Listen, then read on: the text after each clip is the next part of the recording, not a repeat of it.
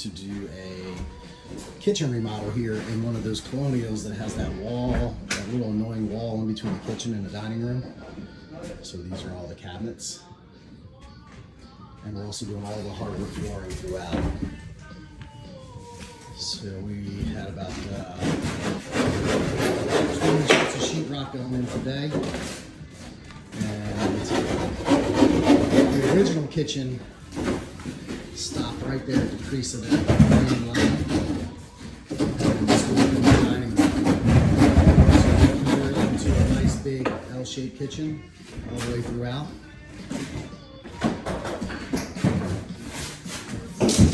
And then this is going to be a nice one when it's all done. Recessed lights everywhere. Got a new double oven going in on that side over there. Updated all the electrical all the way throughout.